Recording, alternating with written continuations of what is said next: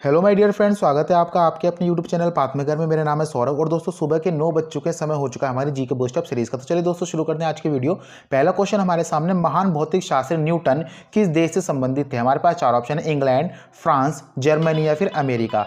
इसका सही आंसर है दोस्तों, जो महान भौतिक शास्त्री न्यूटन थे वो संबंधित थे दोस्तों इंग्लैंड से। आप सभी भली भांति जानते हैं दोस्तों, न्यूटन के द्वारा गति के 3 नियम दिए गए थे तथा गुरुत्वाकर्षण का नियम भी इनके द्वारा दिया गया था। ठीक है, क्वेश्चन नंबर 2 की ओर बढ़ते हैं। निम्न में से कौन सा विषय संघ सूची से संबंधित नहीं है? हमारे पास चार ऑप्शन है दोस्तों, रक्षा, विदेशी मामले, रेल या फिर शिक्षा। इसका सही आंसर है दोस्तों ऑप्शन डी, शिक्षा। देखिए दोस्तों, मैंने आपको बता रखा है, संघ सूची में वो विषय आते हैं जिनके ऊपर कानून बनाने का अधिकार किसको होता है? वो होता है दोस्तों केंद्र सरकार को। राज्य सूची में कौन से विषय आते हैं दोस्तों? राज्य सूची में वो विषय आते हैं जिन पे कानून बनाने का अधिकार किनको होता है? राज्यों को। और दोस्तों समवर्ती सूची एक ऐसी सूची होती है जिसपे वो विषय आते हैं जिसके अंदर जिसमें जो कानून बनाने का अधिकार होता है वो दोनों को होता है, केंद्र और राज्य दोनों को ही होता है। तो देखिए दोस्तों, शिक्षा एक ऐसा विषय है, सब्जेक्ट है, जो कि जिसपे कानून बनाने का अधिकार दोनों को है, राज्यों को भी और केंद्र को भी। ठीक है, तो इसलिए किस में आएगा दोस्तों? समवर्ती सूची का विषय है, ना कि संघ सूची का नहीं है, ये समवर्ती सूची का है। ठीक है, रक्षा दोस्तों, डिफेंस रिलेटेड मामले किस में आएंगे? संघ सूची में आएंगे। फॉरेन रिलेटेड मामले मतलब विदेशी रिलेटेड मामले कहाँ आएंगे? संघ सूची में आएंगे। और रेल से रिलेटेड मामले कहाँ आएंगे दोस्तों? रेल से रिलेटेड मामले भी आएंगे संघ सूची में। ठीक है, तो कौन सा नहीं आएगा? वो नहीं आएगा शिक्षा। ठीक है, अब बढ़ते हैं दोस्तों नेक्स्ट क्वेश्चन की ओर। क्वेश्चन नंबर 3 की ओर बढ़ते हैं। बीवी का मकबरा किसकी पत्नी की कब्र है? हमारे पास चार ऑप्शन, शाहजहां, अकबर, औरंगजेब या फिर जहांगीर। देखिए दोस्तों, जो बीवी का मकबरा है ये है दोस्तों औरंगाबाद महाराष्ट्र में स्थित। ठीक है, और दोस्तों ये बीवी का मकबरा है, औरंगजेब ने नकल करके बनवाने की कोशिश करी थी ताजमहल की, जो कि दोस्तों ताजमहल की फूहड़ नकल कहलाता है। ठीक है, तो औरंगजेब की पत्नी का मकबरा है कौन सा? बीवी का मकबरा, जो कि औरंगाबाद महाराष्ट्र में स्थित है। और ये दोस्तों बहुत ही नकली, एक तरीके से फूहड़, बहुत बेकार ही कॉपी है किसकी? ताजमहल की। ठीक है, क्वेश्चन नंबर 4 की ओर बढ़ते हैं। सिकंदर महान के गुरु का नाम क्या था? हमारे पास चार ऑप्शन है दोस्तों, अरस्तु, वल्लभाचार्य, रामानंद या फिर रैदास। इसका सही आंसर है दोस्तों, सिकंदर महान के जो गुरु थे उनका नाम था अरस्तु। ठीक है दोस्तों, आप कमेंट सेक्शन में कमेंट करके बताइएगा वल्लभाचार्य, रामानंद और रैदास ये तीनों किस किस के गुरु थे? मैंने आपको जीके बूस्ट अप सीरीज के माध्यम से मैंने आपको बता रखा है। ठीक है, क्वेश्चन नंबर 5 की ओर बढ़ते हैं। क्वेश्चन नंबर 5 है दोस्तों, संविधान सभा की अंतिम बैठक कब हुई थी? हमारे पास चार ऑप्शन है, 24 जनवरी 1949, 24 जनवरी 1950, 25 जनवरी 1949 या फिर 25 जनवरी 1950। इसका सही आंसर है दोस्तों ऑप्शन बी, 24 जनवरी 1950 को संविधान सभा की अंतिम बैठक हुई थी। देखिए दोस्तों, इसका गठन कब हुआ था ये भी मैंने आपको कल बताया था, 6 दिसंबर 1946 में। इसकी पहली मीटिंग कब हुई थी? 9 दिसंबर 1946 को। इसकी दूसरी मीटिंग कब हुई थी? 11 दिसंबर 1946 को। इसकी तीसरी मीटिंग कब हुई थी दोस्तों? 13 दिसंबर 1946 को। इसके पहले जो टेम्पररी चेयरमैन बने थे वो बने थे डॉक्टर सचिदानंद सिन्हा। इसके जो परमानेंट चेयरमैन बने थे वो दोस्तों बने थे doctor Rajendra Prasad.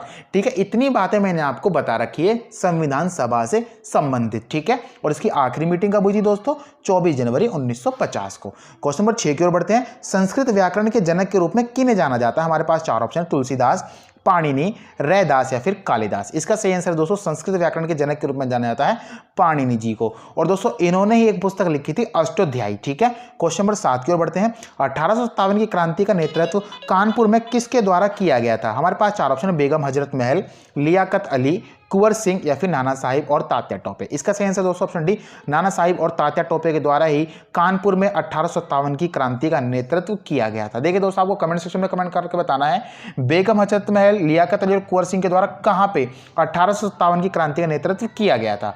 Question number 8 की ओर बढ़ते हैं दोस्तों। मदर टेरेसा को शांति के क्षेत्र में कब नोबेल पुरस्कार से सम्मानित किया गया था? हमारे पास चार ऑप्शन, 1913, 1930, 1979 या फिर 2001। इसका सही आंसर दोस्तों ऑप्शन सी, 1979 में दोस्तों मदर टेरेसा को शांति के क्षेत्र में नोबेल पुरस्कार सम्मानित किया गया था। आपको कमेंट सेक्शन में कमेंट करके बताना है दोस्तों 1913 में किसको नोबेल पुरस्कार दिया गया, 1930 में किसको नोबेल पुरस्कार दिया गया। दोस्तों ये दोनों के दोनों मैंने आपको जीके बूस्ट अप सीरीज के माध्यम से बता रखे हैं। ठीक है, क्वेश्चन नंबर 9 की ओर बढ़ते हैं।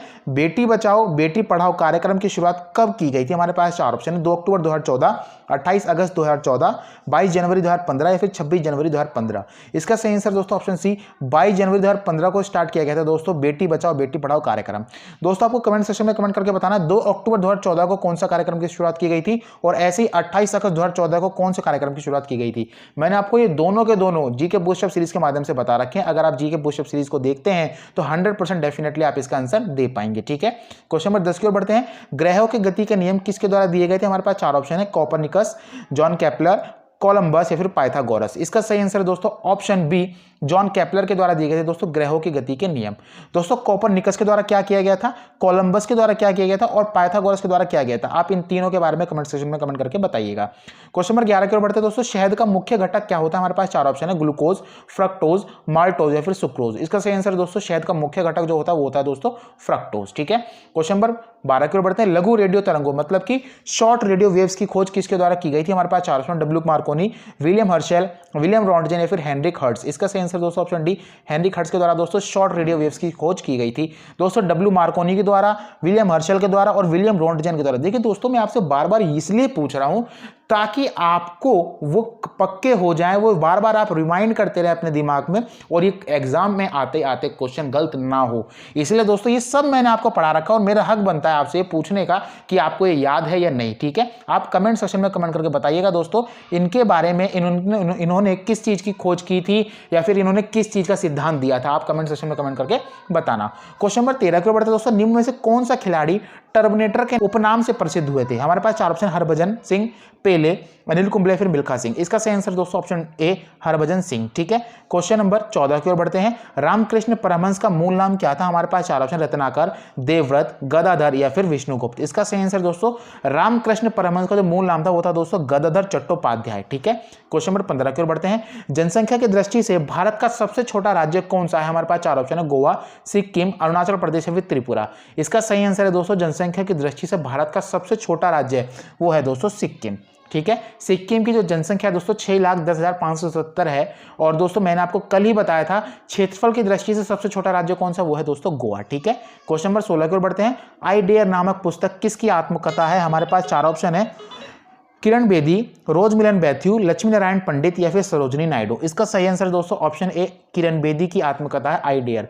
देखिए दोस्तों लक्ष्मी नारायण पंडित और सरोजनी नायडू इनसे रिलेटेड मैंने आपको कई बार क्वेश्चन करा रखे हैं, आप बताइएगा इनके बारे में आप क्या जानते हैं। ठीक है, क्वेश्चन नंबर 17 की ओर बढ़ते हैं। कंप्यूटर भाषा कोबोल किस उद्देश्य के लिए उपयोगी है? हमारे पास 4 ऑप्शन है, व्यावसायिक कार्यों के लिए, ग्राफिक्स कार्यों के लिए, वैज्ञानिक कार्यों के लिए, फिर गेमिंग के लिए। इसका सही आंसर दोस्तों जो कंप्यूटर भाषा कोबोल है वो व्यावसायिक कार्यों के लिए उद्देश्य से प्रयोग की जाती है। क्वेश्चन नंबर 18 की ओर बढ़ते हैं। पास्कल क्या है? कंप्यूटर ऑपरेटिंग सिस्टम है, कंप्यूटर प्रोग्रामिंग लैंग्वेज है, फिर एक प्रकार का कंप्यूटर है या फिर एक कंप्यूटर की इकाई है। इसका सही आंसर दोस्तों जो पास्कल है वो एक है दोस्तों computer programming language. Question number 19 को बढ़ता है दोस्तों। हाल ही में ICC men's player of the decade award से किसे सम्मानित किया गया है? हमारे पास 4 ऑप्शन है दोस्तों, विराट कोहली, क्रिस गेल, रोहित शर्मा या फिर एमएस धोनी। इसका सही आंसर दोस्तों men's player of the decade award सम्मानित किया गया है विराट कोहली को।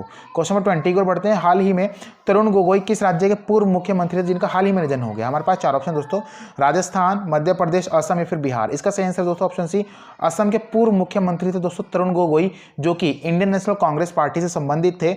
इनका हाल ही में निधन हो गया दोस्तों। असम के सबसे लंबे समय तक मुख्यमंत्री की पोस्ट पर रहने वाले व्यक्ति थे जिन्होंने 2001 से लेकर के 2016 तक कार्यभार संभाला था। इनकी उम्र 84 साल थी दोस्तों और इनका जो निधन हुआ है वो कोरोना के कारण ही हुआ है। ठीक है, क्वेश्चन नंबर 21 की ओर बढ़ते हैं दोस्तों। इसका आंसर आपको कमेंट सेक्शन में कमेंट करके बताना है।